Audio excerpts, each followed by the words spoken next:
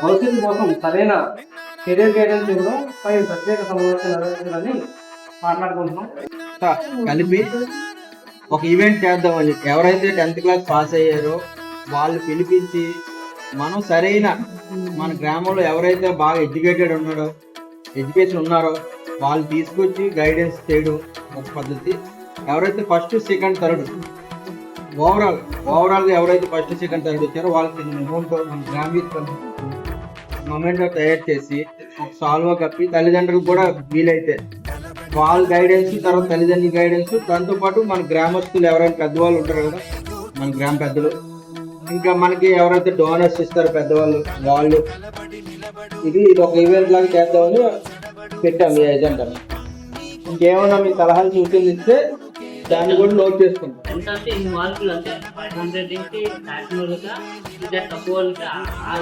అదేంటంటే మినిమం 500 దాటి, అంటే ఫస్ట్ వచ్చిన వాళ్ళకి మ్యాక్సిమం 500 దాటి వచ్చిన వాళ్ళకి కంపల్సరీ అమౌంట్ ఇద్దాం. ఫస్ట్ సెకండ్ థర్డ్ వచ్చిన వాళ్ళకి సాల్వ్. తెలిసిందంటే నీకింక తిరుగేది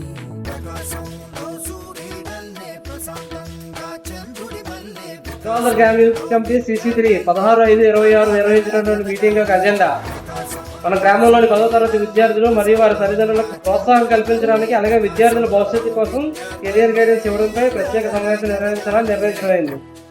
అందులో ముందుగా విద్య యొక్క ప్రాముఖ్యతను తెలియజేయడం, ప్రస్తుతం ఈ సంవత్సరం ఉత్తమ మార్కులు వచ్చిన వారికి చిన్న సత్కారం చేయటకు ఒక ట్యూషన్ సెంటర్ పెట్టి విద్యార్థులకు ఫ్రీగా ట్యూషన్ చెప్పడానికి ఉత్తమ 10 మంది విద్యార్థులకు చిరు సత్కారం చేయటకు, గ్రంథాలయం ఏర్పాటు కోసం పెద్దలతో చర్చించటకు, సమ్మర్ క్యాంప్ నిర్వహించడం కోసం జీవీఎంసీతో చర్చించటకు.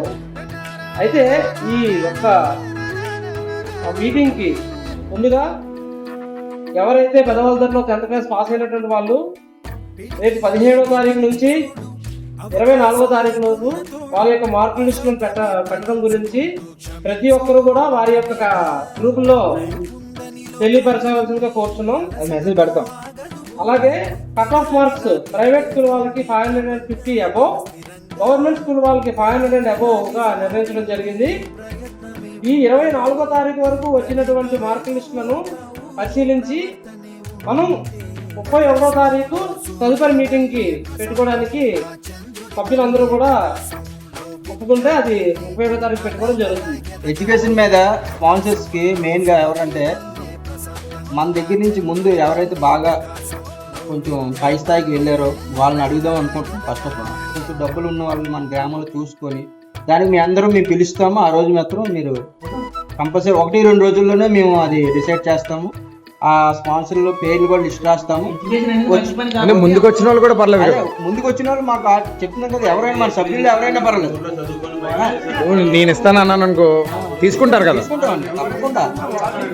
పెద్దవాళ్ళతో గ్రామ సభ్యులు ఎవరైనా సరే మీరు తీసుకుంటాం.